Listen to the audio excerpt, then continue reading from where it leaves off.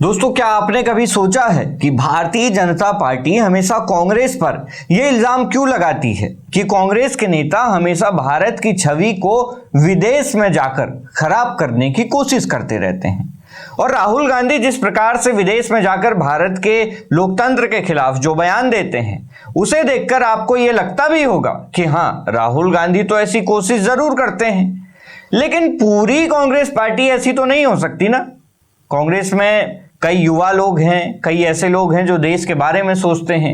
Indian youth Congress नाम से एक संगठन है, आपने सुना होगा कि वो लोग भी देश के बारे में तो जरूर अच्छा ही सोचते होंगे। लेकिन नहीं दोस्तों, पिछले दिनों एक ऐसी घटना घटी जिसने उन लोगों को भी ये सोचने पर मजबूर कर दिया कि इंडियन यूथ कांग्रेस भी अपनी ही पेरेंट पार्टी कांग्रेस से ही सबक लेती है, और जो काम कांग्रेस पार्टी करती है, राहुल गांधी करते हैं, वही चीजें इंडियन यूथ कांग्रेस के नेता भी अपनाने की कोशिश करते हैं।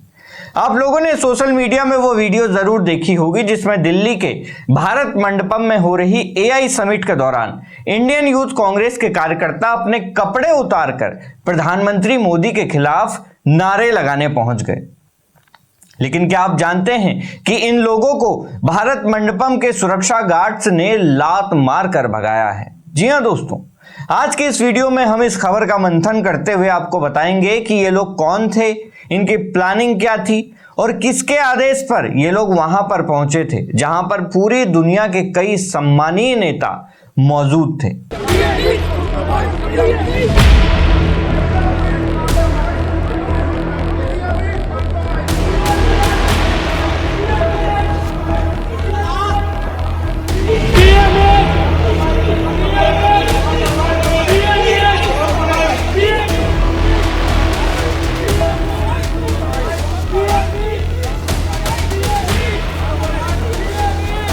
नमस्कार दोस्तों, मैं हूं उमेश द्विवेदी और आप देख रहे हैं सरकारी मंथन।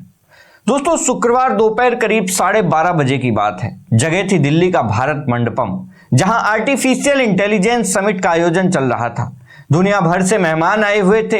एक्सपो हॉल में स्टॉल लगे थे, लोग एआई की नई तकनीक पर बात कर रहे थे। अचानक युवा कांग्रेस के कुछ कार्यकर्ता जो जैकेट और स्वेटर पहने हुए थे, गेट नंबर 4 से अंदर दाखिल होते हैं और अंदर जाकर अपनी जैकेट और स्वेटर उतार देते हैं, जिसके नीचे छिपी हुई शर्ट पर पीएम मोदी की तस्वीर और उनके खिलाफ नारे लिखे हुए थे। उन्होंने पीएम इज कॉम्प्रोमाइज जैसे स्लोगन चिल्लाना शुरू कर दिया। विश्व स्तरीय मंच पर जैसे ही ये नारेबाजी लोगों ने देखी तो एकदम से अफरा तफरी मच गई। तभी भारत मंडपम के सुरक्षा गार्ड्स ने इन लोगों को घेरा और इन्हें पीटना शुरू कर दिया। कुछ वीडियोस में तो यह भी देखा गया कि गार्ड्स इन कांग्रेस कार्यकर्ताओं को लात मारते हुए नजर आ रहे हैं। लेकिन आपको यहां पर बता दें कि आप सोच रहे होंगे कि यह कांग्रेस के कोई छोटे मोटे कार्यकर्ता हैं, लेकिन नहीं।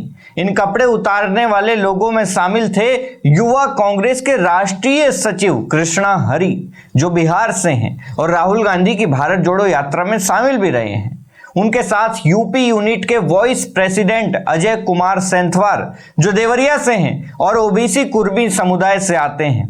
इसके अलावा नरसिम्हा यादव, जो हैदराबाद से हैं और युवा कांग्रेस के नेशनल कोऑर्डिनेटर हैं, और कुंदन यादव, बिहार के राज्य सचिव। यानी कि ये चारों लोग कांग्रेस पार्टी में एक बड़ा और महत्वपूर्ण पद रखते थे। ये चारों मुख्य थे, लेकिन पुलिस सूत्रों के मुताबिक कम से कम 12 लोग इस प्लान में शामिल थे। दोस्तों, ये बात ठीक है, आप प्रदर्शन करिए, आप अपनी बात रखिए, और ये चीज लोकतंत्र की खूबसूरती को भी दिखाती है। लेकिन प्रदर्शन के साथ जब आप अपनी जिम्मेदारियों और अपनी मर्यादाओं को भूल जाते हैं तो वो प्रदर्शन अराजकता का रूप ले लेता है। वो भी एक ऐसे मंच पर जाकर प्रदर्शन करना जहां पर देश के भविष्य की बात हो रही हो, जहां पर विदेशी मेहमान आए हुए हों, जहां पर देश का सीना गर्व से चौड़ा हो रहा हो। उस जगह पर जाकर अगर आप इस तरह के प्रदर्शन करते हैं तो पूरे विश्व में आपकी छवि कहीं ना कहीं दोस्तों खराब होती है, आपकी छवि पर दाग लगता है। कांग्रेस के द्वारा ये जो कार्य किया गया, इसकी कवरेज भारत से ज्यादा आप यकीन मानिए पाकिस्तान, तुर्की और चीन में हो रही होगी, क्योंकि वो लोग तो चाहते ही हैं कि किसी भी क्षेत्र में बढ़ते हुए भारत को किसी न किसी प्रकार से रोका जाए, उसे बदनाम किया जाए, उसकी छवि को खराब किया जाए। लेकिन वास्तव में मैं फिर से वही बात दोहराता हूं जो मैं अपनी पिछली वीडियोस में कहता आ रहा हूं कि भारत में विपक्ष इतनी कमजोर स्थिति में हो चुका है कि वो सही और गलत में अंतर करना भूल गया है। विपक्ष को अब बस यही लगता है कि हमारा काम सरकार की सारी योजनाओं और नीतियों का विरोध करना है बस, और उसके लिए उन्हें अगर गटर में भी उतरना पड़ता है तो वो लोग उतर जाते हैं। दोस्तों, सवाल अब ये उठता है कि क्या इस देश को और इस देश के लोगों को सत्ता निर्माण के बजाय क्या विपक्ष निर्माण में भी अब रुचि दिखानी पड़ेगी?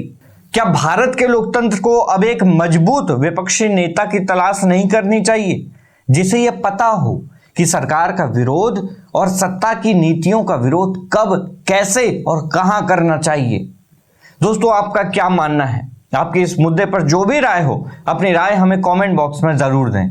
मैं हूं उमेश द्विवेदी और आप देख रहे थे सरकारी मंथन। नमस्कार।